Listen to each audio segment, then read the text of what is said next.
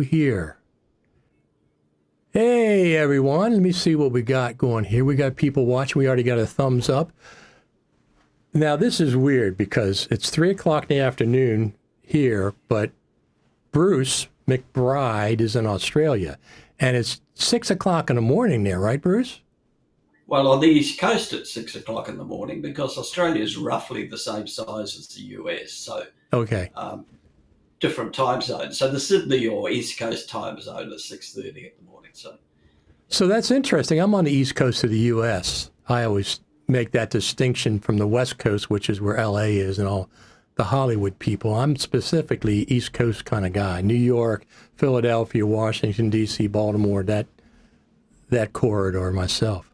So I know whenever I've tried to schedule multiple Aussies, the time zones drive me crazy because there's 5 time zones in Australia. And what drives me crazy, Bruce, is one of them's only 30 minutes different from the rest. And so you know the times. Yeah, exactly. The time zone for South Australia is 30 minutes. What? So it's not on the hour. Why 30 minutes? Can't you Look, go one way or the other? I can throw in another discrepancy because New South Wales has one time zone, but the Western New South Wales goes with South Australian time. So officially it should be on the hour, but unofficially they work on the half hour. Okay. So, I just don't understand that. And every time I don't understand the half hour. The rest of them I understand. We have 3 major time zones in the U.S., Eastern, Central, and Pacific, but Arizona uses different time zones because the Indian reservation doesn't use daylight savings time. So they don't switch when the rest of Arizona does. So I understand the 5 time zones. I just don't understand 30 minutes. I always get a kick out of that. It's really difficult because I work quite a lot with a company in Kansas City.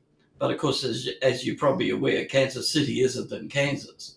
Right. So it's on a different time zone than Kansas. Anyway, is that right? Yeah, exactly. People get that confused. Working with it, yeah. And we had a hiccup today because you had a change of daylight saving or what Exactly. Yesterday. You were very gracious. Yeah. Because originally when we set this up, I was on Eastern Standard Time and it was 3 o'clock. 3 o'clock here, 7 a.m. there the next day. But subsequently, we went into daylight savings time, and I just checked, and I said, wait a minute, it's no longer 3 o'clock, it's now 4 o'clock. And you said, just keep it at 3 o'clock, and I'll go back an hour. Yeah, that's true. And you saved my bacon yesterday, Richard. I have to thank you because I had a Zoom meeting with these Kansas City people, and it normally would be 10 a.m. my time. And I'd log in at 10 o'clock, but because of the daylight saving, it actually changed to 9 a.m. And your lead-in saved my bacon, so I actually got to the meeting. Fantastic stuff, yeah. Very, very good. So you wrote a book about Final Cut Pro. Now, I've been offered over the years to write a book. Yeah. It's a lot of work. Tell me how long you worked on it. I was somewhere around 13 months in total. And the biggest part is the research, especially when you're doing something that's in the technical side, because there's so much information out there that it's conflicting.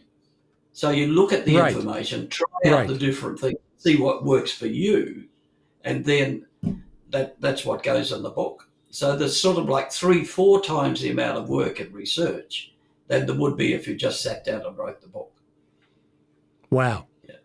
So I think it would take me, well, first off, I'm very fussy when I do stuff like books. I used to teach Final Cut. I'm Apple certified trainer for Final Cut Pro. Are you as well? Are you a trainer? I'm not a certified trainer, but I've been training Final Cut for 20 odd years now. Okay, there you go.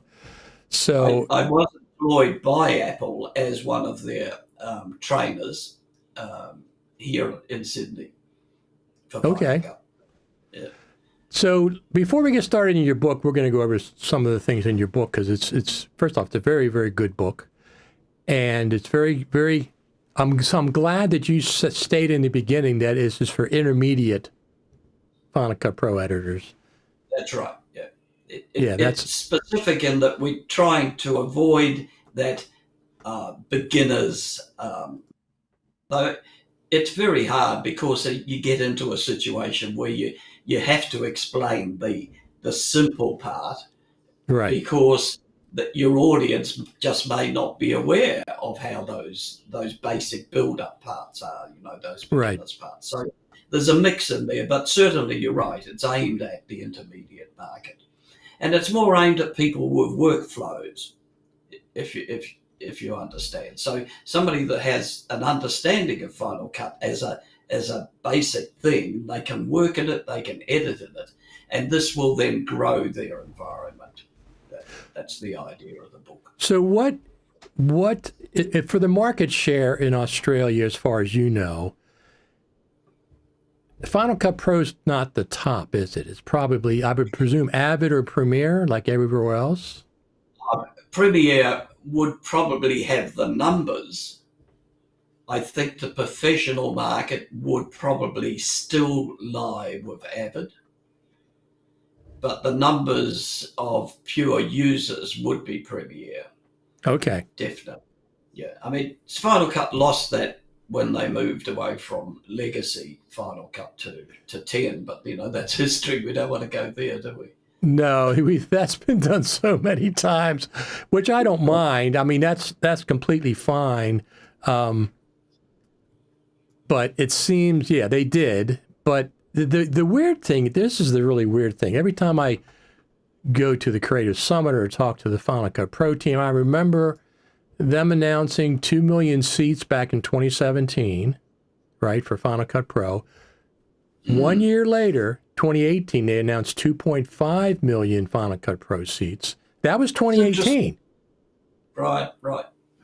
And so 6 years ago, we're probably up to 5 million at this point. Users. Yeah. It's hard, isn't it? Because I think what Apple were intending to do with 10 was to popularize it with the pro iMovie people. And I guess they were looking for market share. I don't think they got it because of the way they did it. I mean, again, that's history. Right. But, they were looking for the numbers. So you could be right. In fact, maybe are more seats for Final Cut than Premiere, because the Premiere people tend to be more semi-professional. I teach a lot of people with Final Cut because they don't want to use iMovie. They just want to be a little more upmarket themselves, but they don't need any more than iMovie. Yeah. Well, that's interesting. They don't need any more than iMovie. You're right, because iMovie, first off, is a very powerful NLE. People discount that a lot of times because it's free, but iMovie is very, very powerful. It's a very powerful. I mean, doesn't it have auto ducking? It does have auto ducking. It's got green screening. The thing is that there are brick walls in iMovie, and once you hit the brick wall, right, you're absolutely stuck. One thing that really hurts me about it is that there are no meters for audio. How do you know how loud your audio is if you can't see a meter? I was speaking of that exactly, but Final Cut has meters, but Final Cut doesn't have a volume control anywhere in the entire application. There's no master volume control. That drives me nuts. Right. You can raise all levels, of course. Yeah. Until I tell people this all the time. Years ago, as you might expect, I get notes and messages from people all over the Final Cut Pro community. And, over the years, I've heard two things that have come true. Number one, that they had an iPad version of Final Cut. And number two, they had a scrolling timeline, but it wasn't turned on yet. Well, both of those things have come true. I've also heard that they have an audio mixer in Final Cut that hasn't been turned on yet. It's there. You'd expect so, because the legacy version Had one. had its own dedicated audio. Yes. Yeah, it absolutely did. Yeah. People forget that, but I go back to that all the time. And it wasn't a great mixer, but it was something. Sure. You know, it wasn't like it was the best mixer of everything, but it was something. I mean, you know, of course, Logic has a great audio mixer, absolutely. But yeah. I use Logic a lot. My background is audio. I started with Digital Performer and then came into Final Cut Pro in the 90s. When it first came out, I started with Premiere on the Mac when I was going to community college to learn how to edit video. And then Premiere dropped support for the Macintosh. And at the same time, yes, they did. Yes, they did. Between it was the PowerPC to Intel era. And I forget, it was that era. And they really pissed Steve Jobs off. Right. And that's just the same time period that Final Cut was introduced. So I said, okay, well, I don't need Premiere. There's this new Final Cut. It runs on the Mac. Well, of course, I mean, the iMac was the thing that did it. Yeah. Absolutely. And FireWire was the key, wasn't it? Absolutely. People sometimes forget that, but absolutely, FireWire absolutely was one of the keys to the whole digital revolution. I remember when FireWire came out, the original iMac came out, and Avid was poo-pooing it. Oh, that's just for amateurs. That's just for, you know, making home movies. Boy, they really missed that, didn't they?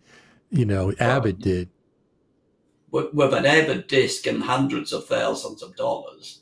Yes, and then exactly. Final Cut and an iMac for $3,000 or $3,000 or $4,000. Right. Yeah, certainly. But still, you know, the Swiss sort of missed the boat with digital watches, didn't they? So, yeah. Yeah. Absolutely. Premiere and Final Cut came from the same source, Macromedia, I think, wasn't it? Yeah, I think it was. It was. That's exactly. Because they debuted it at NAB, around NAB, back in the 90s, late 90s, whatever. But I've been using it since. I think Final Cut came out, Yeah. I think they previewed something with Macromedia in 98 at NAB before it actually came out the following year. But anyway, I've been using it since, you have, I've been using it since the beginning. And the switchover, when it switched over to 10, I was the post supervisor at the National Archives in Washington, D.C., and we were using 7. And I switched over to anything that I could with 10, simple projects at the beginning. But most of the projects for a year or so, as most people did, just continued on 7. Yeah, well, I was very reluctant to switch. I lived with Legacy probably for the best part of 12 months after. Is that right? Yeah. Yeah. And then I started to play with it, and I thought, gosh, this has got things in it that I could use. Absolutely. It's got a lot of things that weren't there. You know, and there are still things in Legacy I wish you could do now, like round tripping. Gosh. Yes. I mean, wouldn't that be fantastic if we could round trip with Logic or whatever? In Final Cut 7, you can have a motion project in the timeline. True. Yeah. And you could double click on it. It would open up in motion. Once you saved it, it would be updated in the timeline. That's right. Yeah, you're right. I'd forgotten that. Yeah. Oh yeah, I remember that. Not only speaking of timelines, you can also drag one timeline into another timeline in 7. Sometimes people ask me, could you teach us how to use 7? I said, no, I can't remember. The memory sort of slides away over the years, you know, Richard. You'll yet find that out, I guess. Yeah, I have an original MacBook Pro. It's about an inch thick, Mm-hmm. And on that original MacBook Pro, I have Final Cut 10.0 and Wow. Final Cut 7.0.3, both on that Okay. MacBook Pro. And that's the only reason I keep that MacBook Pro. And I boot it up a couple times a year because it has both versions, 10.0, which was a lot different than 10.7. You're telling me, yes. Yeah, it was the events and the projects folder. They didn't have libraries until 10.1. Now you're picking things up that my brain doesn't remember either. Well, Yeah, I'll tell you okay. what. Yeah, it did. I'll tell you one more They thing. moved all the way around at one Yeah. stage. I can remember doing YouTube tutorials and they were out of date overnight, Yes, absolutely. So let's talk about your book then. So did you have to think about writing this book when you got the offer to write it, or did you just jump on it? The way that it worked is they asked me to produce a profile of the chapters. Okay. And so I had to think about what was going to be in it. Right. Right. So the chapter structure, as you see it now, is much the same as it was in my profile. I just switched them around a little bit because one thing that they did suggest to me was that I put it into 3 parts. And so you've got the 3 parts, the planning and the editing, and then outside of Final Cut. So some of the order of the chapters didn't quite fit as, say, chapter 3 being something about outside of Final Cut. So that got moved into 18 or 17 or something like that. So, Okay. but then the original content is there, it's just been moved around a little bit. I'm going to put you up on screen here. Just hold on 1 second. Camera B, there you are. And Okay, I'm going to just do this. Pan and zoom. So we can talk about the book while we have the book up. So is it out today? I know it was available for pre-order. Is it actually out today now? It's supposed to be, right? Well, it's to be released the 15th. Now, you're looking at US time. Oh. So in fact, it's tomorrow, your time. Now, I'm not sure whether in fact it's released here in Australia today. I should have looked, shouldn't I, this morning? You got me up too early. No, yeah, well, look, it says right there. It says right there. It says title will be released on March the 15th, which is tomorrow. Tomorrow here. That's tomorrow, your time, yeah. Our time. So it'll be out tomorrow. This is a very timely interview. So yeah, well, it's very nice of you to do this. It helps promote the book. When it first was on preview, I sort of fell over myself because it said #1 pre-release. Right. Book, and you don't expect to write a book and then be bestseller the first book, do you? Sure, you do. You did. Final. I always tell people that Final Cut has to have 4 to 5 million seats at this point. Okay. Yeah. That's a lot of eyeballs. That's a lot of people looking for stuff. And our friend, our other Australian friend, Ian Anderson, also wrote a book about Final Cut Pro. So both books about Final Cut Pro are from Australians. Isn't that peculiar? I was one of the technical reviewers for his book, so that's how it all started with Pat. I see. They asked me to do technical reviews on their Final Cut and iMovie books. I see. And then came in with an offer on an advance and the book. So. Yeah. I've been offered over the years to do books, and it's not that I don't want to do them, it's just that I'm so meticulous when I do graphics and stuff, and it doesn't really suit me, I don't think. I mean, I could write a book, but I think I'd rather just do tutorials on videos. They're easier for me. Graphics on my webpage, fcpx.tv. I think that's my forte more than writing a book. There's a lot of time, a lot of dedication, and it eats into your other things as well, because Exactly. deadlines that people want to meet. If you're working with a publisher, because if you were self-publishing, I guess it could be a little bit easier then. Right.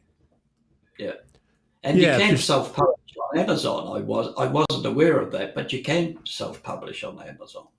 Okay. Now, what is this video? Oh, that's you talking about it. That's me talking. Yeah. Now, let me see. I can pull that up. Do we want to play that? Well, if you want to, if I have to look at my face again, yeah, okay. I'm not sure if the audio is going to come through is the problem. Let me go to preferences here and see if I have the audio turned on. Let me see for system, broadcast system audio all the time. So that should be okay. Yeah. Let me try it. If you don't have audio, I'll turn it off. Can't hear me. No, I don't see it.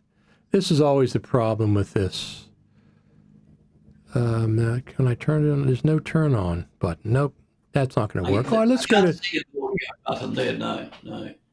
Let's go to chapters then. Here we go. So let's give people an example here. Let me see. How do we? Oh, here we go. So that you're doing the preview of the chapters now, I think. Right, exactly. So how many pages is it, Bruce? They originally said 1100 when they, but I can't see 1100 in it. So it looks like the 734. Okay. Is the figure.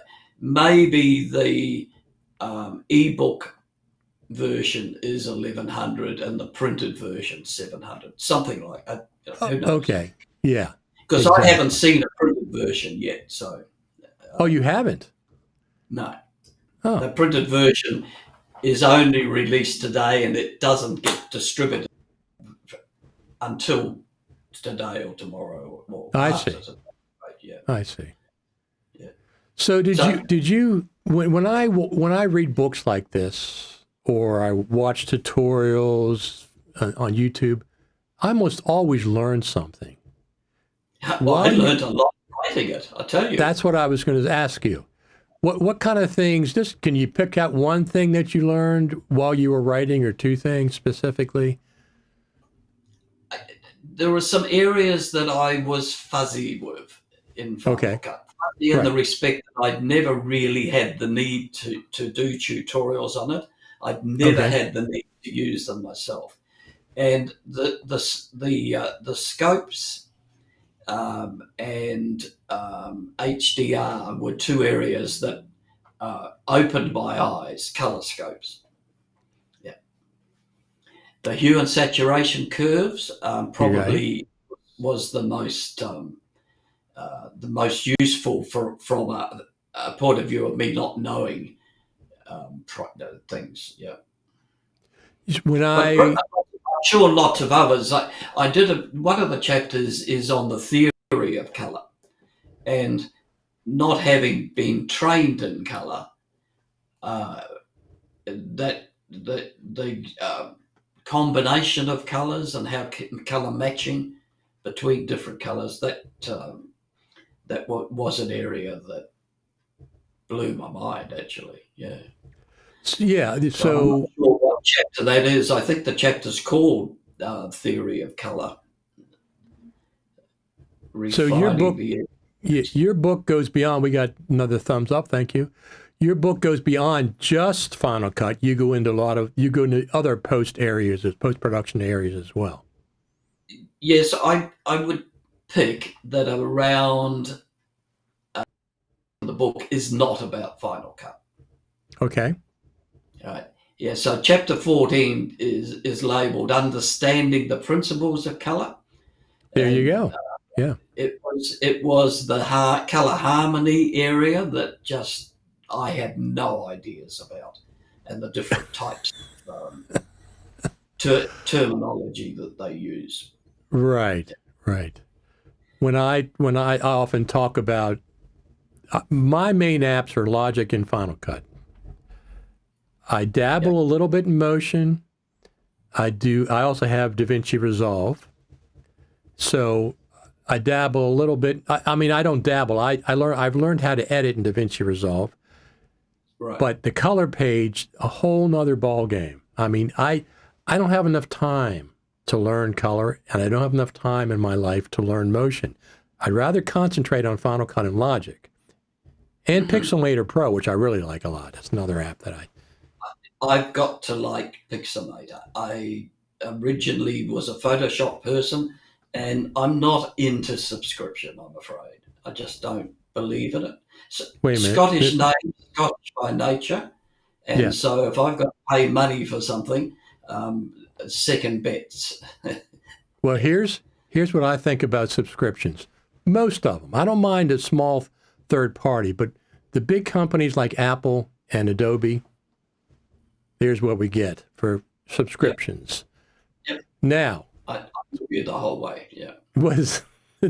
The problem, I mean, I certainly support small third party companies that have subscriptions. I like them a lot. Well, the software I'm using for this live broadcast, Ecamm Live, is a subscription.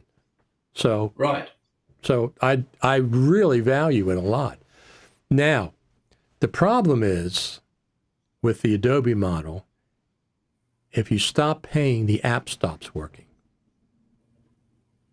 Yep. So you have to pay the rest of your life.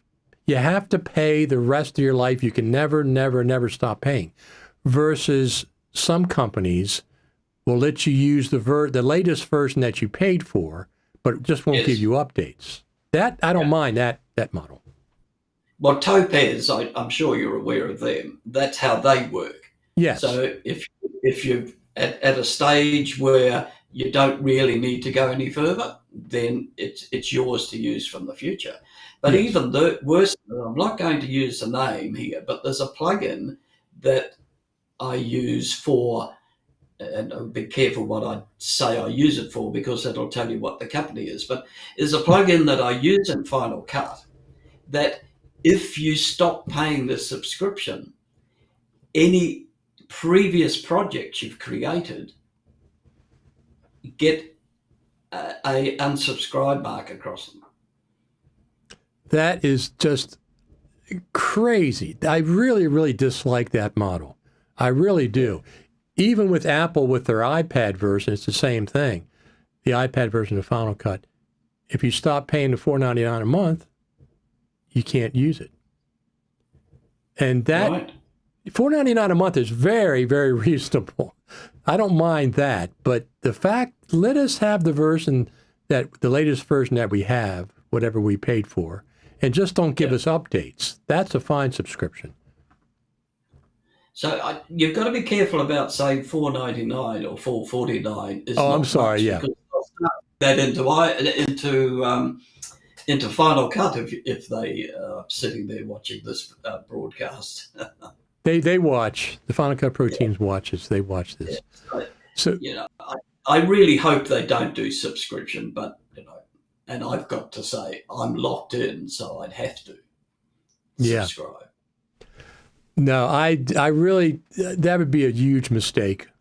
They know it. They know how much people dislike subscriptions. For the iPad version, when I say $4.99, it's $4.99 American, so it's basically $5. The good thing about the iPad subscription model is, number one, it's only $5 a month, and you can use your iPhone to start and stop the subscription. I love that. Anything I can get with an Apple subscription, I do, because it's very easy to go into your phone, settings, go into your iCloud, go to subscriptions. You can start and stop subscriptions with a click. So the iPad version, you can do that as well. So if you want to use it for 1 month, not the next month, and you can do it in advance. You can turn it off. Yeah, turn it off. And you can do it. You can do it in advance. Yeah, and especially for someone like on an iPad, because they tend to be perhaps unprofessional, not unprofessional, but non-professional users. So they may not use it for a couple of months. Exactly. As a consumer. Yeah. Exactly. That's handy. So you sound a bit like a salesman for Apple. Oh no. Oh no. Listen, I've been complaining about a scrolling timeline since Final Cut Pro version 5, not 10.5, but 5. I've been a bug in their ear about the scrolling timeline all these years, plus 12 years of Final Cut Pro 10. I was at the Creative Summit where I'm right in the front row. The Final Cut Pro team is presenting, Bill Davis. And he says, we have something new to show everybody, which we knew it would be 10.7. We're pretty confident. Before he said anything, they put up like 3 or 4 icons on the screen. And I'm looking at the one icon, and I said, is that a scrolling timeline? Sure enough, it was. I was pleasantly surprised, but I was still shocked. I was shocked that we got it in 10.7. I don't know why. I don't know why, but I threw my hands up like, hallelujah, after all these years. Hey, look at me. I'm the Mr. Scrolling Timeline, yeah. I guess I'm a bit old school here. I tried it, and it just seemed like technology had taken over, and I seemed to have lost control. So I've actually turned it off. So that, that's a shame perhaps, but no, I understand. I understand. People, I tell people this all the time. When we got the scrolling timeline at 10.7, I went into my Final Cut Pro settings and I super glued it on so it can't be turned off. I put super glue on my screen so it can't be turned off. No, I understand sometimes, yeah. But at least one thing I found is when you scrolling timeline is on, to go back, it tends to be stuttery, to try and go back in the timeline. And that annoyed me initially, and I didn't understand. progress. Yeah. Yeah, I understand. Yeah. So one of the areas that you were learning things when you wrote the book was the understand the principles of color. That applies to all NLEs. That applies to DaVinci Resolve, to Premiere, to Avid, I presume. Well, I'm sure it does. And in the prologue to the book, I do say that the book is not just for Final Cut Pro users. Right. That anybody who is using an NLE of any form will find information that's suitable for them. I mean, there's a whole chapter, I think chapter 16, which is in the outside Final Cut Pro section. I got it right now. Got it up right now. Job roles. Yeah. Oh, okay. So I talk about the job roles within the industry. So, what's an editor called? What's a production manager called? Where do they fit in the hierarchy? And so that's completely outside of Final Cut. Really, there's probably no real discussion of the software within that whole chapter. Right. And you have another chapter. That was chapter 16. Chapter 17 is supporting software applications for Final Cut. And in this one, you have Motion 5, Compressor, QuickTime, Preview, Keynote, which is really interesting because I use Keynote as well, iTunes and Photos, and then Final Cut Library Manager, Command Post from our friend Chris Hawking, another Australian, VLC, Handbrake, Audacity, Pixelmator Pro, which I absolutely love, and miscellaneous applications. Yeah. So that's another chapter that's not about a Final Cut Pro. That's 3 chapters, really 16. It's where Final Cut ties in with these chapters. And in the previous chapter, the 16, I also talk about collaboration with other users, both globally and within the same office or the same environment. Right. This came about from more personal use because I work with the company in Kansas City, as I mentioned before. They send me their footage. It arrives on my desk as I get up in the morning. I edit it during my day, which is their nighttime, and the edits are sitting on their desk the next morning. And we use LucidLink as the key to this because the Final Cut Pro project is live on LucidLink, and so that the people in Kansas can get my live edit and change the Australianisms in the titles to Americanisms, just as quick as that. So that's what sort of led me into the detail for that chapter 16 and collaboration. So the project, Final Cut Pro project library, I guess, lives on LucidLink on their servers. Is that what it is? Yes, that's right. Well, they're IBM servers, but yeah. Okay. And where does the media, everybody has to have their own copy of the media, I presume, local? No, the media is on Lucid too. Is it proxies? It can be, but it doesn't have to be. Really? Yeah. That's interesting. So it's amazingly quick, considering the amount of media that you're moving backwards and forwards. And one of the keys to it is that if you've got a large project, or perhaps a lot of media is probably a better way of putting it, on Lucid, you can pin that media onto your own computer as an editor, so that it's not talking to Lucid all the time, it's talking to your cache. Is that right? Is that right? Computer. And that's on a temporary basis. You don't have to pin it, but if you're getting internet delays, then you can pin it, and then it's just like working on your own computer. That's amazing. So talk about subscriptions. It's $80 a month for a terabyte. And we can live with it, and I think we do about 40 videos a week. Wow. What that's a lot of videos. Yeah. They're short, 1 minute. Okay. That's including versions for square and vertical. Right? So, it's not quite 40 videos. Yeah. But there's still work to change them into a square or a vertical. Right. I have a Lumix S5 Mark II X, which has open gate.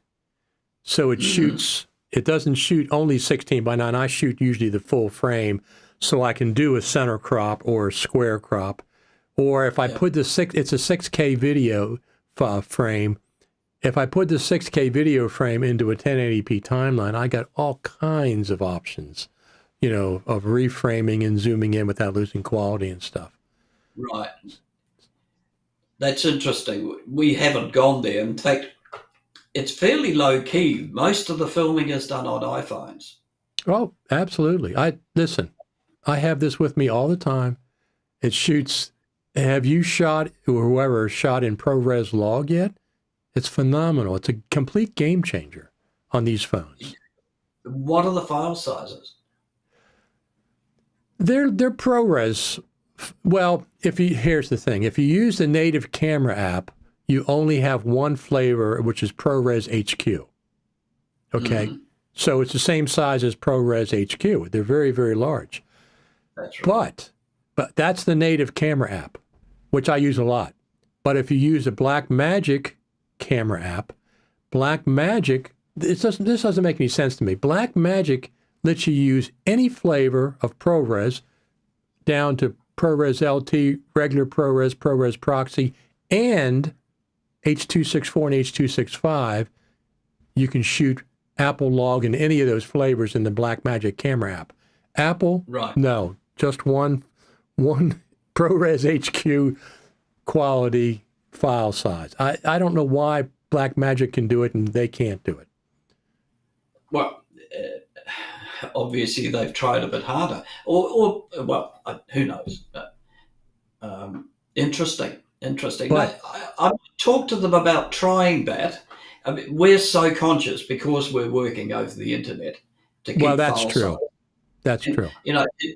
If it works, why reinvent the wheel? Absolutely. High definition HD is good enough for internet, YouTube, etc. Absolutely. YouTube, TikTok, and Facebook. Absolutely. Which is where all these videos end up. Yeah. Right now we're streaming to YouTube. I'm going to put them over here. YouTube, Facebook Live, and X Twitter. All three of them simultaneously, because of this software that I use, Ecamm Live, I send one video feed to them, and they spit it out to any of my other accounts. So That's I'm not, clever. I'm not sending out 3 separate feeds, thank God. Although my internet's usually fine. Sometimes it gets a little wacky, but usually it's completely fine. Mm-hmm. So you've got gigabit. You're working with gigabit internet? It's 30 up and 900 down. It's 40 up, 40 megabits per second or megabytes, whatever the heck it is, and then but 900 down. So when I'm downloading something, it's much faster. But upload is still fine. It's completely fine. So snap, because it's exactly mine. I've got gigabit down, but I only get 960 or something like that. It's pretty close. Yeah, exactly. And 40 up. Yeah. So okay. That's $150 in Australia a month. I think about the same here for what I'm paying for, because I cut what they call it, cut the cord. I cut the cord to cable TV years ago because it was just ridiculous. I'm not a sports person. I don't watch any sports whatsoever, and they made me take the sports package. I said, you have to. I don't want the sports package. I don't want to pay for it. I don't watch it, and that's aggravating. Okay, so I said, no, cutting all your cable TV. I'll just do fast internet. And then now you just a la carte. Do Apple TV 1 month, cancel. Do Netflix 1 month, cancel. Amazon Prime TV. I absolutely love BritBox TV. That's been my favorite. We're peas in a pod, you and I. Yeah. I don't watch anything else at the moment other than BritBox. It's fantastic. It's fantastic. It's everything that I love, almost everything that's on there, all the different detective scenarios and stuff. Right now I'm rewatching Life on Mars. I'm almost through the 2nd season. I watched it originally when it came out, and now we're rewatching it, and I don't remember anything. It's all like a blank slate. Okay. So Agatha Christie. Yeah. Midsummer Murders. Yes. Yeah. There's the a lot of thing I miss about it is, why didn't they put Doctor Who on it? Good question. Yeah, because I think it's ITV or BBC, isn't it, Doctor Who? Yeah, both. BBC. Yeah, absolutely. Yeah. It's amazing. They have a lot of Scottish shows on there as well. But BritBox, I took the trial for 90 days. I'm hooked. It's like one of the best. There's always something for me to watch on BritBox. Now, on Apple TV, I did subscribe for a year because I got the old rate. They went up $3 a month, but they allowed me to keep my old rate, which was $59 for the year. So I did subscribe to that for a year, so I have it for a year. But Apple TV has a lot of quality television and movies now. Slow Horses with Gary Oldman is fantastic. It's British. If you ever seen that. And then, of course, Ted, whatever his name is, that Soul series was really good. Lots of good stuff. But since I got it for a discount, I kept it for a year. But everything else is a month at a time. Netflix, I don't have. I think Apple TV's got Napoleon too, I think, on it. Yes, Napoleon? it just came up, yes. Yeah. They have a lot of quality stuff. So this Post Life says he loved that show. I'm not sure which one he's referring to. One of the ones we were talking about. So subscription TV is a move away from Final Cut Pro Book. Yeah, that's true. But that core audience.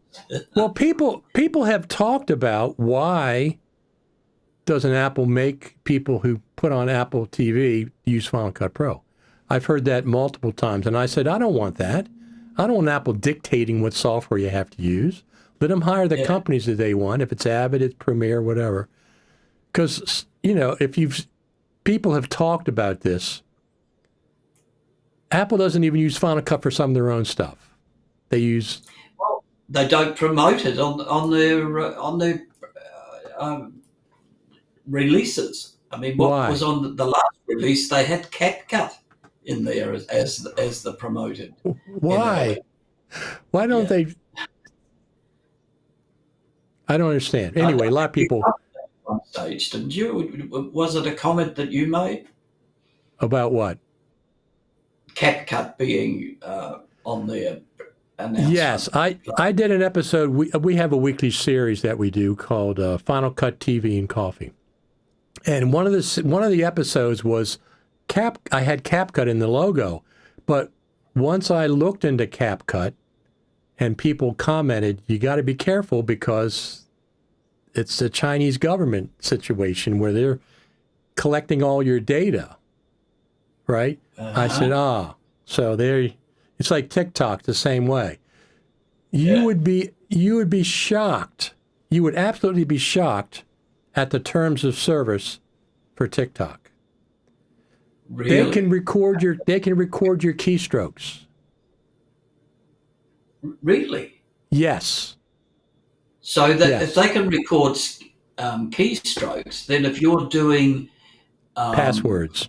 banking online or something, they can record that too, can't they? Yes. Yes. This is the terms If, of service if of TikTok. CapCut is running, I guess CapCut would have to be running. No, I'm talking about TikTok. I don't know what CapCut is. Oh, TikTok. Oh, okay. TikTok. So I'm just saying. Yeah, but I learned that this week. They have access to all that stuff. I said no, ain't gonna do it. well, It's Australian government has banned TikTok in all government organisations. I think the And U.S. has as well, and they're getting ready to ban it across the country. I don't know if that's going to go through, but yeah, that's what a mess. But anyway, they do have CapCut is pretty sophisticated little NLE, but I don't want to give away all my rights to them. I don't know what else they have. Let's go back to your book here. So chapter 16, outside Final Cut Pro, talking about collaboration. How could Final Cut improve itself with a new feature of collaboration, in your opinion? How could they do that? if they could do some file locking, it would be brilliant. Because Okay. the danger with Final Cut, if you've got two people in the same project, you can conflict with each other. Now, So we have a question. when you say conflict, you mean overwrite something, or? Well, potentially yes. Okay. I mean, I'm not into the detail, but I'm looking at it from a point of view. If two people are in the same file, they both have access to it. Right. There's got to be a danger in there.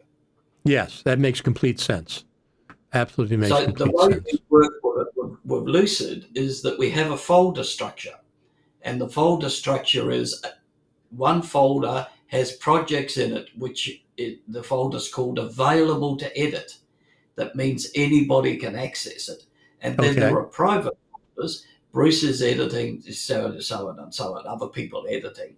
So I drag the project from available to edit into my folder, which means nobody else touches it while it's in that folder. I see. That's And very cool. Yeah. a little procedure that keeps the project separate. Okay. And then we got chapter 18, troubleshooting Final Cut Pro. Boy, that's going to be a popular chapter for you. Well, yes. Yeah. So there's so much you learn over the years, I suppose, and that's one of the ones that I had in the back of my head already. I didn't do too much. I didn't do too much research. I didn't need to do too much research there because it was all there. Most of the time when I'm teaching students, the troubleshooting comes up in the first lesson. Oh, Yes. we've got this that doesn't work, and we've got that doesn't work. Right. So, yeah. I remember when I used to teach Final Cut Pro 7, when I first got a class started, I would say, how much work is it okay to lose if something crashes? I'd say 30 minutes? They say, no, that's too much. I said, well, that's what Final Cut Pro 7 thinks, because that's the default backup is 30 minutes in 7. So the Final Cut 7 thought that you could lose 30 minutes of work and that's going to be fine. So, no, it's not. 5 minutes, I set it at 5 minutes in 7. And 10, I'm not even sure. There's like a nebulous way it backs up. 15 minutes, half hour, sometimes doesn't back up at all. There's no way to set it in Final Cut Pro 10. And there's no real way to know unless you sat there and watched it. But I sort of nominate that it's a 15 minutes. Or go to the App Store and buy backups for Final Cut Pro for $19.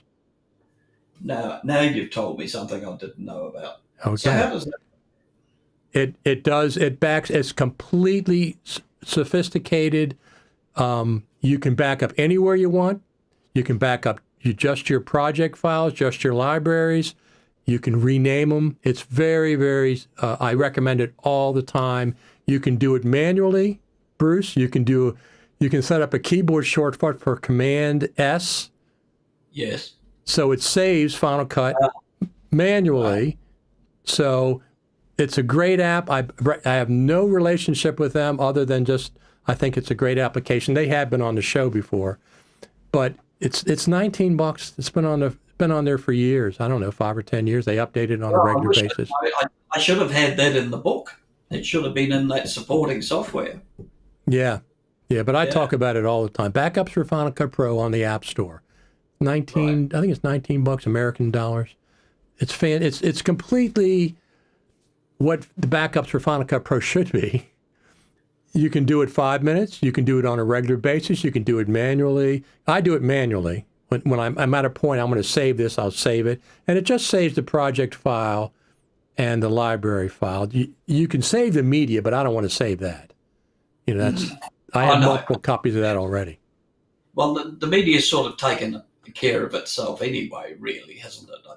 I work on the basis that I've got things on cards. I keep them on the card as long as I can as a security backup. You mean the little camera cards like this? Yes, exactly, yeah. Right. So I transfer it to the computer, but I keep it on the card as long as I can. That's your backup? Yeah. That's the first backup, and then the normal backups like Time Machine and the other ones that whatever others you use, right? Then take over from there as well. Things like Carbon Copy Cloner. Do you use Carbon Copy? Yes, I have Carbon Copy Cloner. I have the one from Shirt Pockets. What is that one called? Shirt Pockets, name of the company. There's another one that does it, and I think there's a third. There's a third one. I have 3 different backups. When I like apps, I just buy them. Same with most plugins. Yeah. Especially you have too many plugins, slows things down. Yeah, I know. So I have this top one. I have this top 100 list. I've had it for a long time on fcpx.tv. And one of the things I don't understand why you can't do this.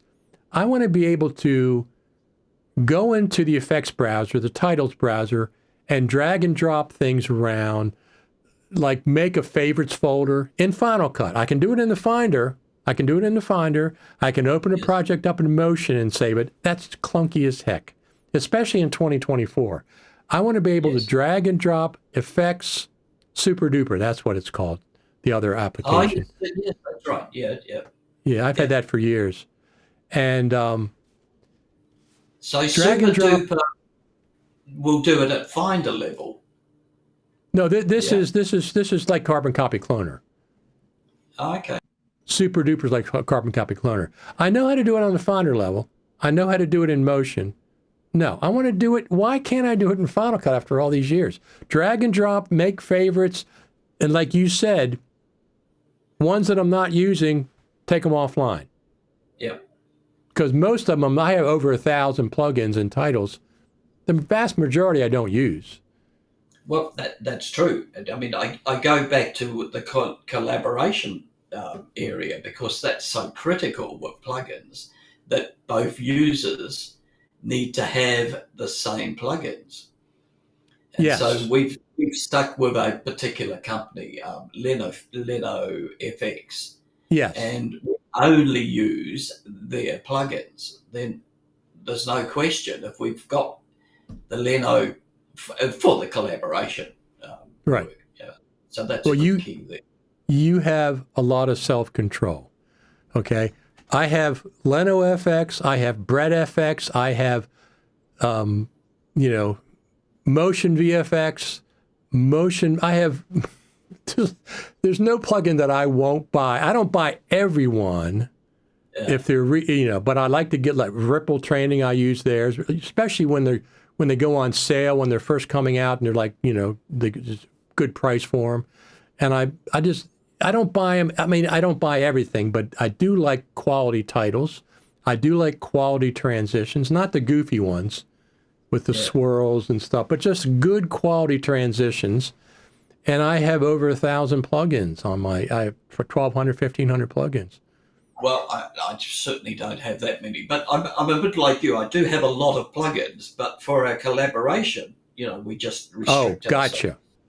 to that one company, because it's such a wide choice, Leno FX. I have. I mean, you do the same thing perhaps with. Do you have Stupid Raisins plugins? Yes, I do have some Stupid Raisins. Yeah, and they've got a great subscription service. You can have all of their plugins for an annual fee. Right. Yeah. Right. But we're not salesmen here, are we? Yes, we are. Yes, we are. We're selling something. We're selling something. I don't think that we should. No, exactly. Promote yes, exactly.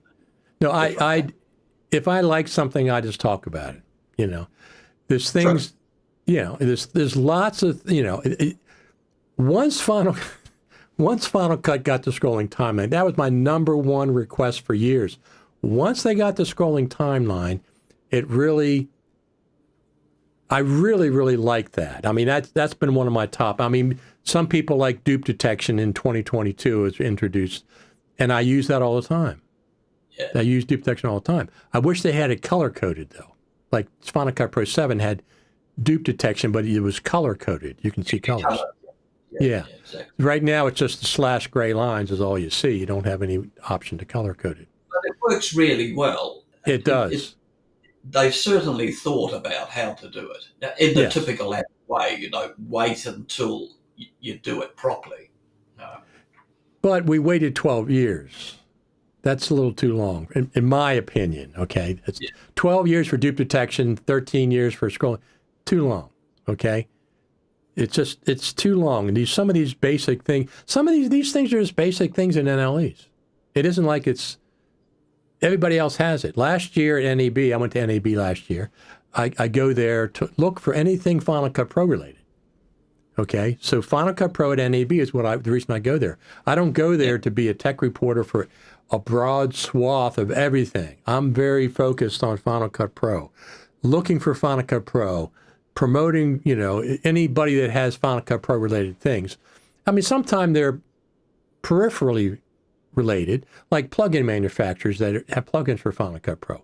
So yes, so I go in there and talk to them. Last year was a dead zone for Final Cut Pro at NAB. There was nothing at Final Cut Pro related at NAB. But at the same time, Premiere introduced text-based editing at NAB last year. Yeah, and why haven't we got that? That's that you can have so many third-party people that can do it. It can't be hard. And captions is another one. Why can't we have captions? I team those up together. I say text-based editing and auto captions should be in the same update because they're related. They're related. So I do text-based editing in Resolve Studio. It's very easy, and I do captions in Resolve, and their captions are all on one track. If you want to change all the captions, the color of the text, background, opacity. You just click on the track and you do the adjustment in the inspector. It affects every caption in the timeline. Right. And So you've looked at Captionator? I have Captionator, yes. Yes, that's very good. Very good. Yeah. It certainly gives the result. It may be a bit clunky in the way it does it, producing a separate project that you then have to take the captions out of. But the results are very good, especially for that social media audience for vertical and square. Yes. So Rogerio says auto captions and text-based editing are standard features today. Absolutely. Yeah, so I'd agree with that. Yeah. I have a suspicion we're going to see that in 10.7 in 2024.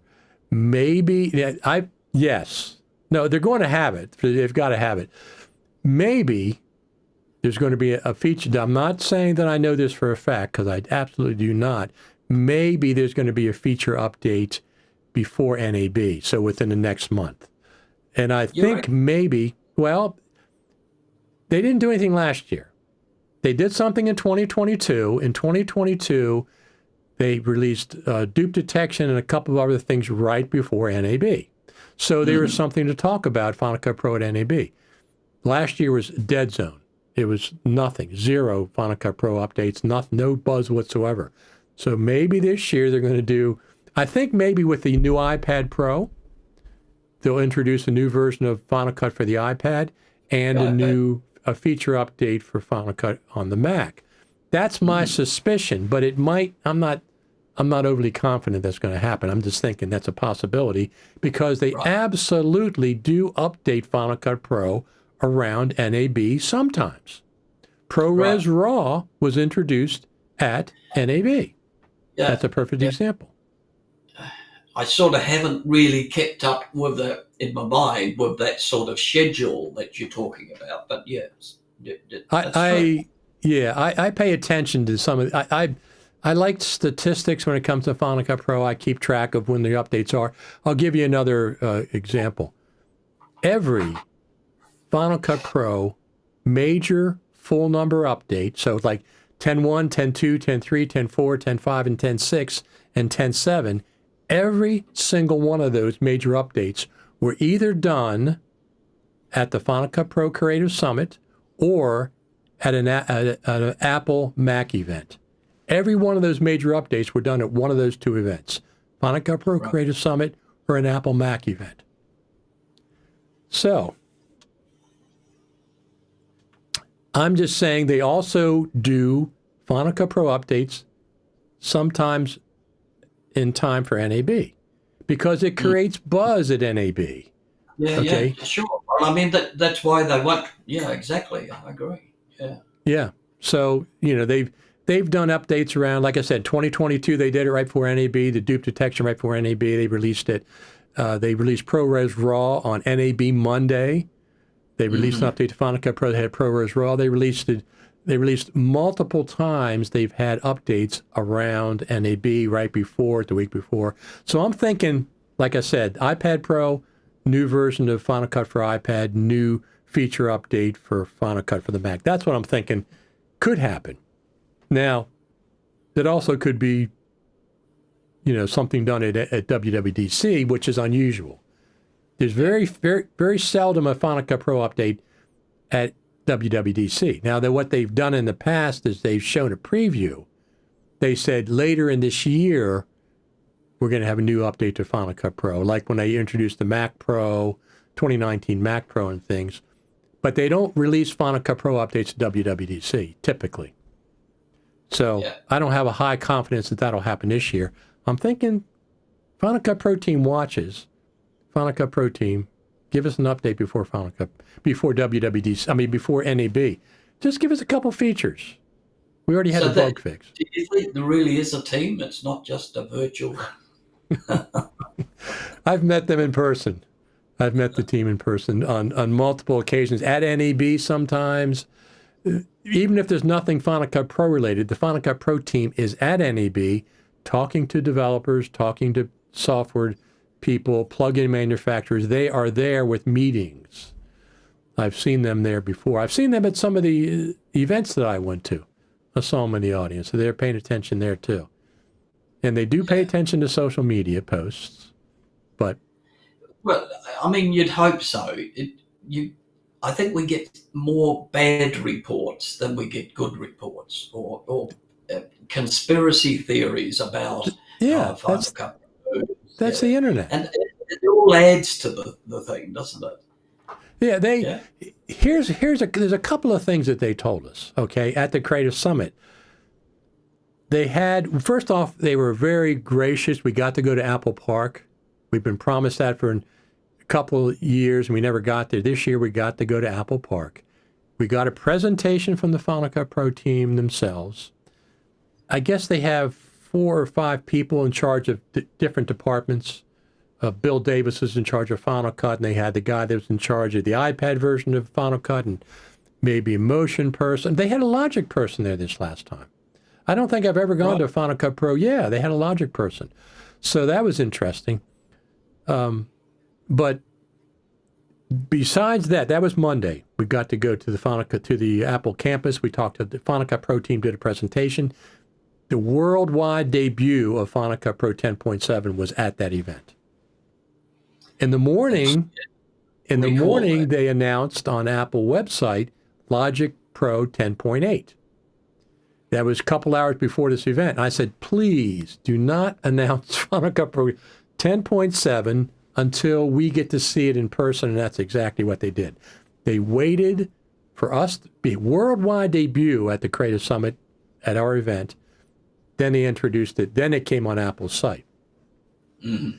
On Wednesday, the last day of the summit, we got a Q&A with the Final Cut Pro team. Hundreds of people were there in the room, and the Final Cut Pro team was up front in chairs. You can't film it. You can't audio record it. You can't even take pictures. You're not supposed to take pictures because it's because of employee privacy. So they said, introduced themselves, and they said, okay, Q&A. Question. Anybody have any questions? I'm in the back of the room where I was typically. And I look around, nobody's raising their hand. I said, come on, raise my hand. I said, let me ask the first question to break the ice. I went up the center of the aisle so the team could see who it was, not some voice way in the back.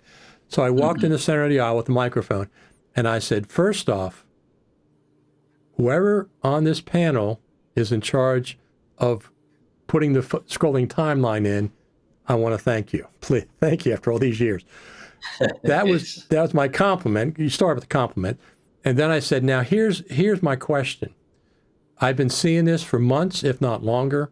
And the Final Cut Pro community, some of the people on social media at large want to know if Final Cut Pro is going to go the way of Aperture and be discontinued. Yes. I've been hearing it.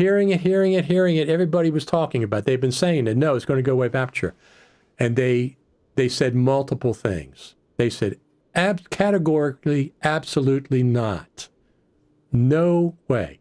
They said, well, this is what they, yes, they said, here's the deal.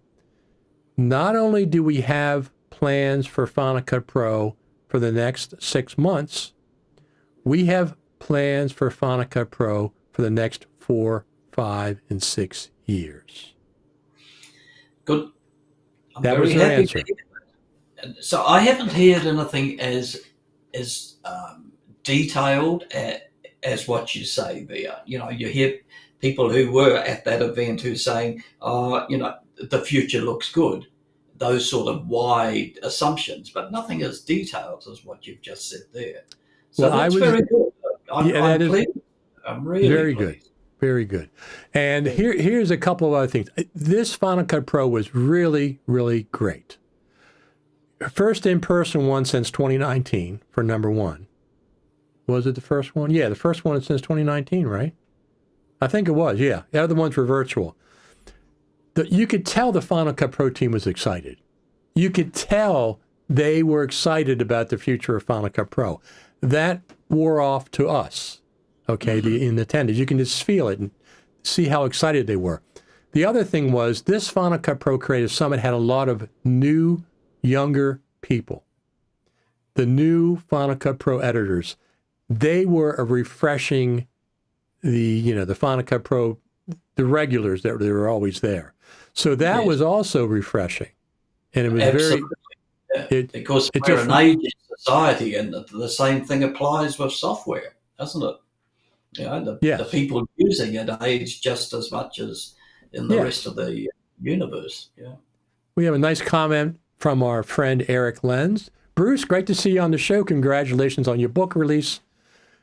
Unfortunately, I can't hang around. We'll catch the vid later. Have a nice stream. Absolutely. Oh, thanks, Eric. I've had some personal communications with Eric. Really nice guy. Gosh, he's working hard with his color work and his software. He's just released a new update to his color, I believe. Okay. Yeah, we had Eric on the show. I was in the documentary that Eric did about Final Cut Pro. He contacted me about a year ago in May, and we had a chat online, and he recorded some of the comments, and I made it into the final cut, so to speak. Let's see what else we have here. Thank you a lot. There you go, Eric. Eric's from Germany, right? I think he is. Fantastic understanding of English. I suppose that's the modern day Europe, isn't it? Yes, absolutely. So let's go back to your book. I want to go back to the beginning. Let me see. Here we go. The picture. So this is the cover. This is available on Amazon in America tomorrow. I guess Europe the same tomorrow. Well, I mean, wherever the 15th of March. Yeah. So it'll be tomorrow. It's available tomorrow. And this is, let me see, pre-release. You were viewing the paperback version. You can order on the pre-release version anyway. So it just won't be available till tomorrow. I think I mentioned before the pre-release was labeled a number one seller. So right. I remember seeing that. So here it is. So the Kindle version in America, 31.72. Paperback is 52.24. It's a discounted right now. We released. I think I typically get the Kindle version or a PDF version of things, and I'll tell you one of the reasons, because you can search. Sure. I love that. I mean, a hardcover book is nice to have it in your hands, but you can't search it. You have to.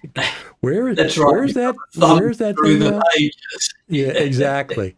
And even if you use highlighter, it's a bit confusing there because it doesn't say a PDF version. No, I know. Yeah, it's a Kindle version. Is it going to be on Apple Books by any chance? Not that I'm aware of. Okay. Amazon Publishing is an entity to itself. It's got a lot of privacy. It's very hard to have them. It took me a long time to get the video up, for instance. Different people checking it. So, and I haven't had an answer from them about the PDF. Whether the Kindle version is in fact PDF, maybe that's the case. One and the thing. Yeah. Well, the question comes then, if the Kindle version or a PDF version, can you update it if Final Cut Pro gets updated, like the 10.7.2 or 10.7.4 or something? Well, they were very specific, and you might notice in the heading there, to say that this is the first edition. And so that's giving me a clue that we can update the book in general. Okay, good. My feeling is the printed version will be almost printed on demand.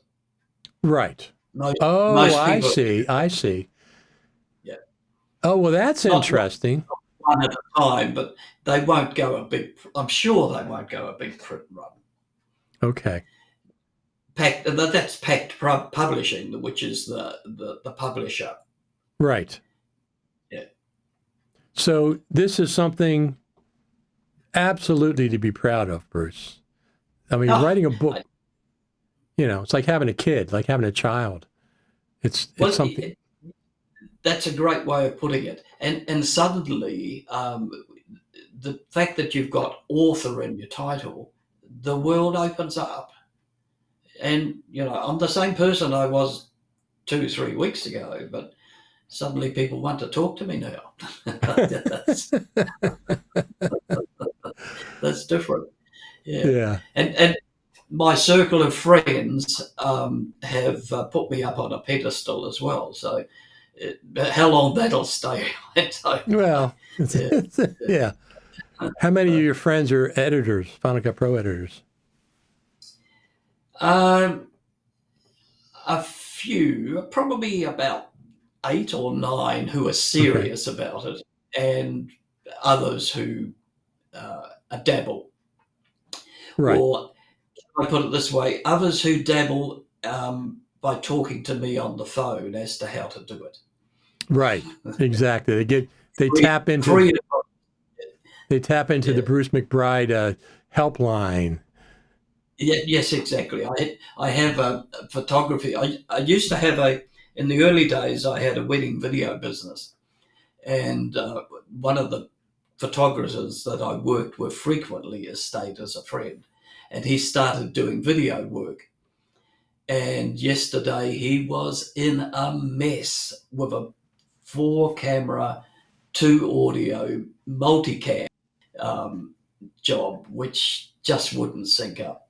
And I was there helping him out. So, so that's the free service to friends. Well, I do use it to friends. that's at least worth a coffee. Oh, come on. I got 2 coffees and I got cake, so I did. Oh, well, all there right. you go. There's Yeah. nothing to complain about if you had 2 coffees and a cake come up. That's fantastic.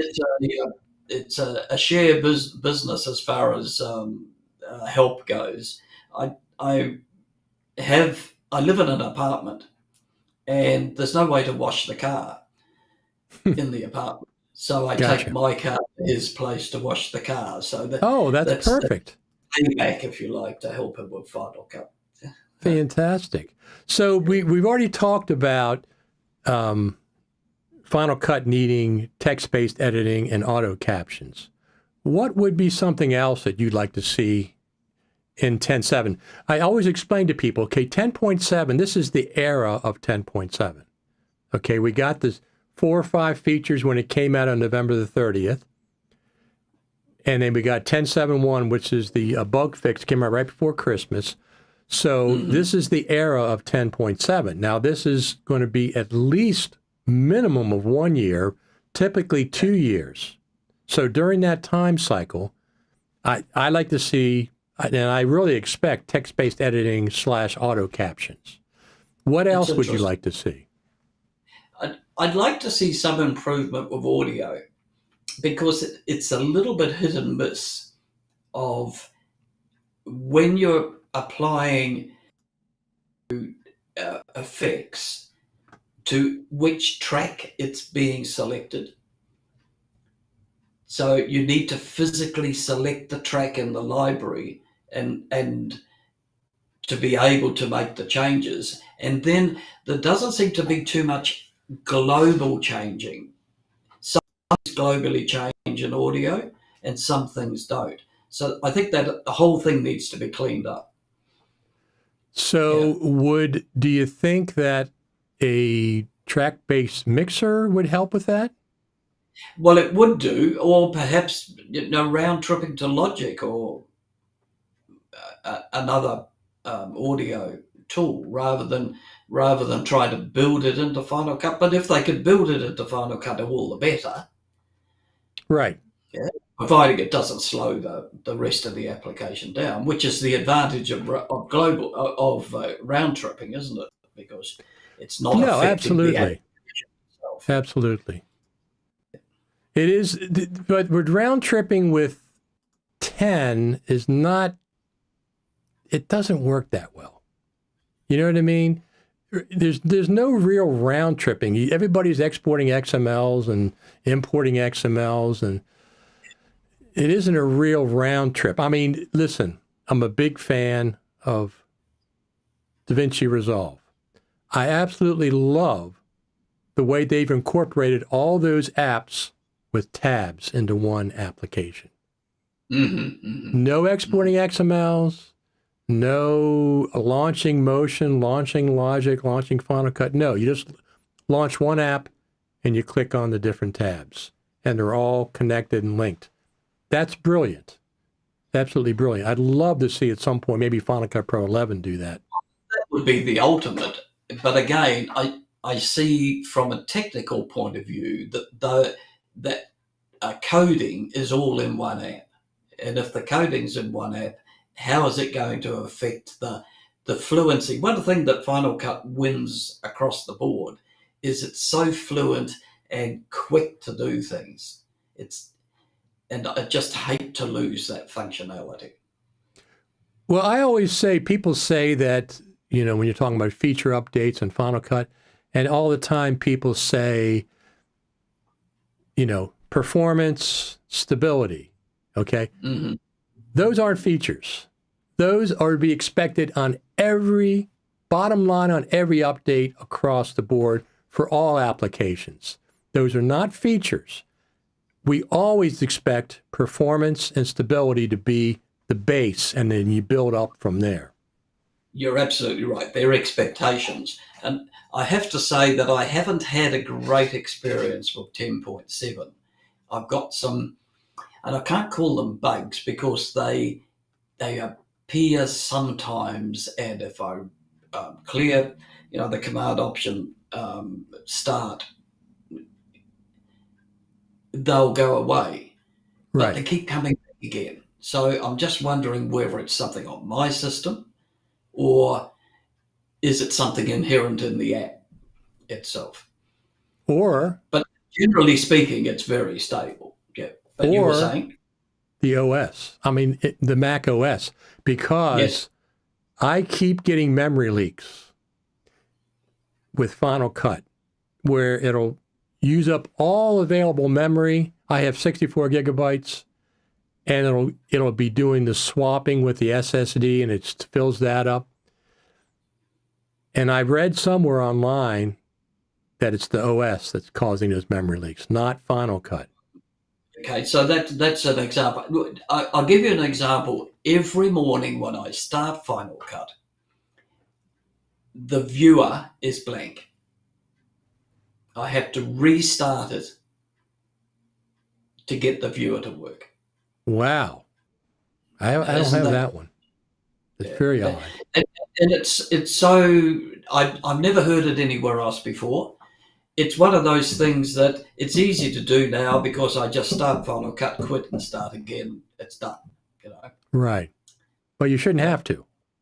No, of course not. So it's that sort of feeling of, what? And of course, as you say, it could be the OS, it could be some other app that's conflicting with it, that's causing that to happen. But why just on the first start? That is weird. So that's on a regular basis. You can reproduce that. On a regular, yeah. So the interesting thing is that if I don't use Final Cut for an hour or so, the viewer will come into view. So it's some sort of time lag thing that's happening in the background. There's some software loop happening.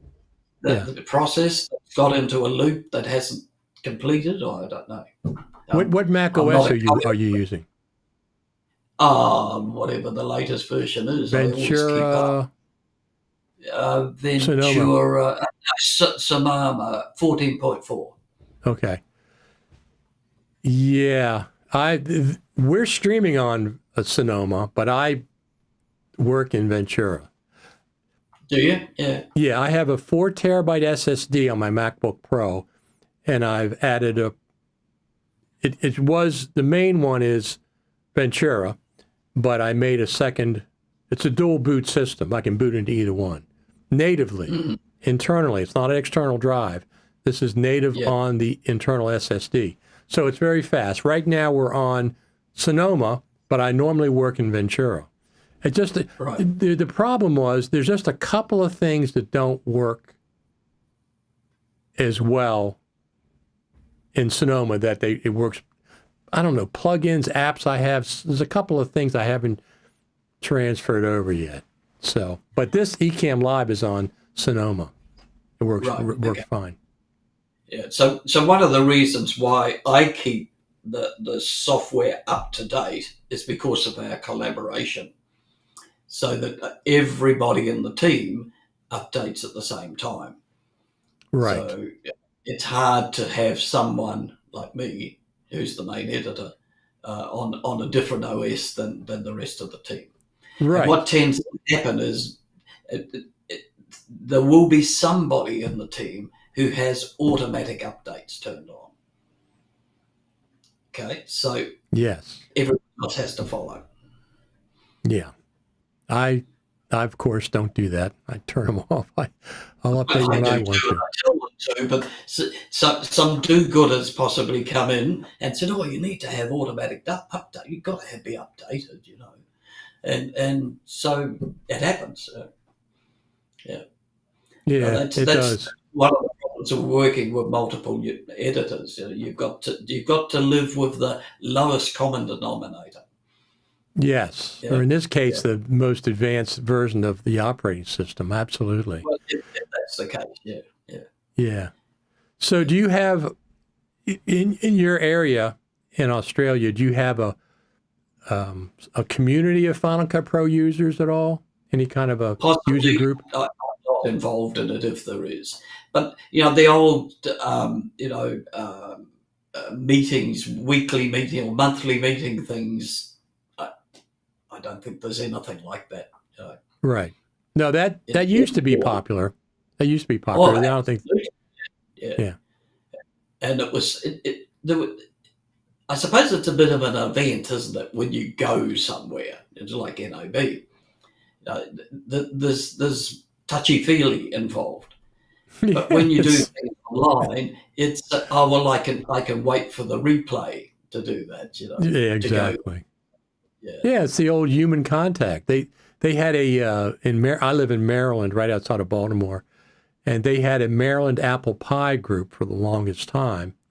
And I used to go to some of the meetings, but I got to meet Steve Wozniak. He came to one of our meetings on like the 25th anniversary or something. So that was really, really cool. I can remember meeting him at a club meeting or a Mac user meeting. Exactly, a Mac user meeting. Mac user meeting, and that would have been now I'm giving my age away. I think it was 1985. Oh wow, I didn't even touch a computer until the late 90s. I had a recording studio through the 80s and the 90s, reel to reel. Okay, the old the tape-based studio. And the only thing that I had that was basically a computer was I had a SMPTE. I could lock two different decks together with SMPTE, and I had a controller for that. But I didn't, I had a recording studio. I had that all the 80s and 90s. And then I got this one band, and instead of mastering on half-inch 2-track, I said, let me look into this digital mastering. And boy, I never looked back. I started with Digital Performer. And what you can do with audio, recording to tape is really cool because it sounds great.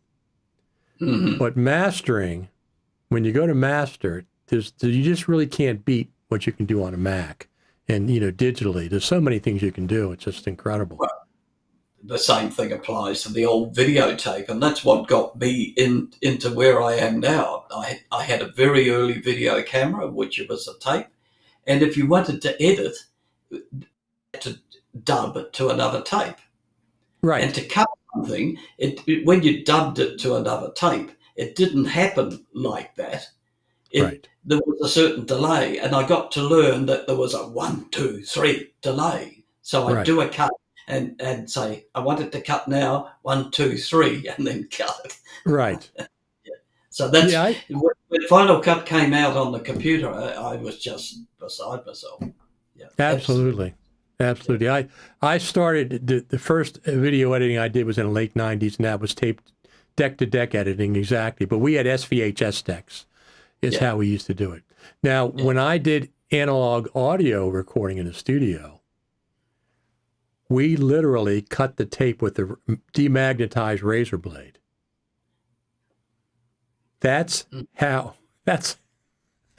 We physically would cut the tape with a demagnetized razor blade, and what you would do is you would take the tape, you put the deck in this thing where you rocked the tape back and forth to get to the exact point that you wanted, and then you take a marker underneath and mark the back side of the tape with a marker that was over where the head was, and that's where you would slice with the razor blade. So that's hit and miss, isn't it? Yeah, well, usually you can see the frames when you're editing film. You know where to cut. Yeah. You can't see anything. You have to. So you have a playback head and a record head, and you would take the playback head, and when the tape got to the point you wanted to cut, either a blank space. If it's a blank space, it's no big deal because you could add a little extra. But if you were splicing a tape for some other reason, when you rocked it over top of the head, that sound would, there it is, don't move it.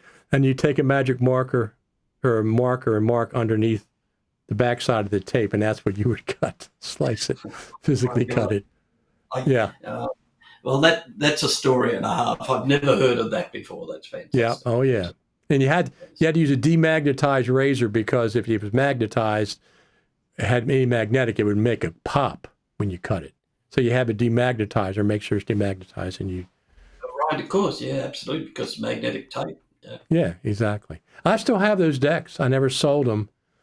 I'm going to because I don't hardly use them at all anymore. But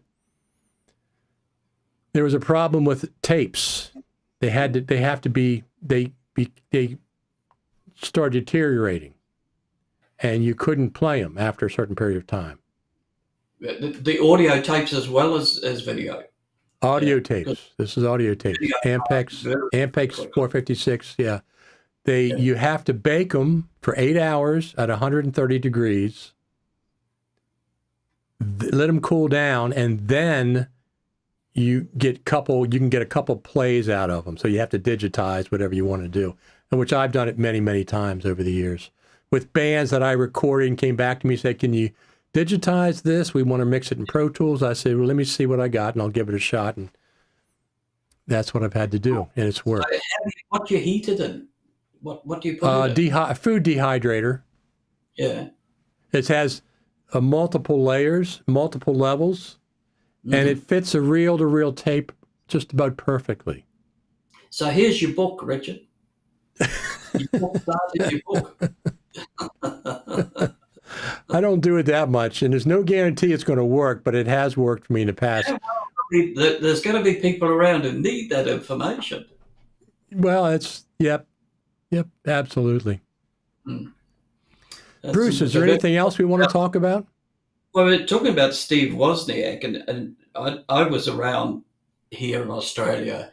I was importing a hard disk networking system. I don't know if you've probably not heard of it. It's called Sunol, and it's named after one of the towns in California. And we were importing it for the Lisa. I've heard the name. Course, you might have heard about that before. Yes. And of course, Lisa was just a big Macintosh, really.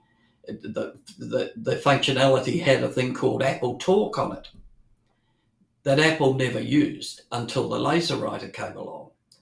But the hard disk I'd been importing used Apple Talk to network in computers with Lisas and Macintoshes. You could actually network them together and transfer files. Yeah. So when the laser writer came out, Apple here in Australia had no idea about what Apple Talk could do. So that was a really interesting time to be telling Apple about their own technology. There you go. Yeah. Yeah, I've heard the Lisa in response, and it usually around Steve Jobs' name as well. Yep. It will be a must buy for me. somebody's going to buy your book. Oh, fantastic. Thank you, Craig. Absolutely. You're a champion. Yeah. Yeah, so that was an interesting experience, and that's where Wozniak came in, because Wozniak was a friend of the developer of the Sun-All hard disk and gave him the networking protocol AppleTalk to use. Okay. Yeah, before Apple used it themselves. Yeah. So a little bit of history. Yep. So I like tutorials like anybody else. I like tutorials, on YouTube, but I like a book as well. Yeah. I like being able to read a book. Especially, this is only the second one out for Final Cut Pro, that I know of. I don't know if Larry Jordan did a book or not. Larry Jordan did one probably 12 months ago. And did he? Yes. Larry Jordan's book is probably, I don't want to do Larry a disservice by any means. Sure. I saw it more as perhaps a beginner's book, and it's more departmentized, if you like. Okay. On features and functionality and usable. Right. What I try to do with my book is to make it interesting to all video editors. Right. As well as Final Cut Pro people. Right. Exactly. Yeah. So that's hopefully how it's turned out. I hope that people like it. I look forward to the criticisms, and hopefully they're good criticisms. Constructive, we call that. Constructive criticism. Just like with Final Cut Pro. So I have a show every Saturday morning at 10 o'clock Eastern here in the U.S., Final Cut TV and Coffee. Anybody can come on and make comments as long as you're professional. Mm-hmm. Okay? Do it in a professional manner, the same way that you would do it if the person was in front of you. Sure. But you wouldn't get people disputing things. Everybody agrees with everything you say, Richard. No, not with me. I'm talking about the Final Cut Pro team, because we know they watch. Yeah, we know they watch. So I said you can come on and make comments, and I never classify myself as a fanboy, either of Apple or of Final Cut. I'm a proponent. Yeah. I'm a proponent of both of them. I like Apple hardware for the most part. Not a big fan of this. I love my mouse. I like the mouse. I don't like the way it charges. Oh, 100%. 100%. Yeah, I like the mouse itself. It's my favorite. I have this in trackpad. Why do they have to do that? The keyboard, you can charge the keyboard and use it. Why can't you charge the mouse? Yeah, it's just, I don't know. At but the it's end just. Of the day, I'm not that fussed about Bluetooth keyboard and mouse in the first place. I agree. I'd sooner have a cable. I agree. Well, I got a keyboard here that can do that exactly. It's wireless, but you can plug the lightning cable in right there, and it runs fine. Mine does too. Yeah, mine does too. Yeah. So I don't use the keyboard on my MacBook Pro. The mouse when it's up on where am I on the screen? When it's up on the on its side like this with the cable plugged in. I keep a trackpad, so when I got to charge my mouse, I can just go to the trackpad and just bring that down. I've got a plug-in mouse that sits on the pedestal on the monitor. Oh, is that right? As soon as this one dies, the Bluetooth one dies, the plug. That's an old one with the little button in it. Yeah. I used to use a Microsoft mouse. Yeah. Well, I sort of. Yeah, I did have one of those Microsoft ergonomic mouse, but the second mouse has got the little button that scrolls, and it's got gain in it now, and it won't scroll left and right; it'll only scroll up and down. Oh, okay. Yeah, so it's a secondary minor things that what we use. So. Well, let's just do one more quick thing with the book here. It's on Amazon tomorrow. If you're part of the world, it has March the 15th. It's coming out, and Yep. it's available on Amazon worldwide, right? It is, and it's available. You can pre-order now, and it'll ship as from tomorrow. Yes, especially if you get the Kindle version, because it'll be available in your Kindle tomorrow, probably. I'd say immediately, absolutely. Yes. Yeah, probably at midnight. Creative Studio. There we go. Another comment here. Every Final Cut Pro user waiting for one major update because Final Cut Pro user interface are beautiful. I prefer Final Cut.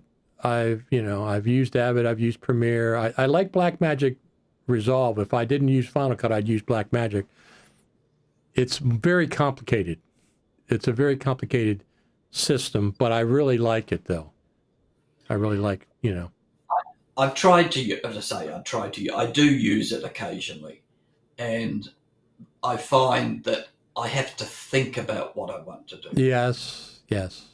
It's not just an automatic reaction. And so Right. Build that over time, then there's a time factor involved in the extra editing time. Absolutely. For deadlines anyway. Absolutely. Yeah. All right, Bruce, I'm going to let you get on with your day. Your day's just starting. My day is finishing up the day before. I'm on Thursday. You're on Friday morning. So you're going to be starting your work day.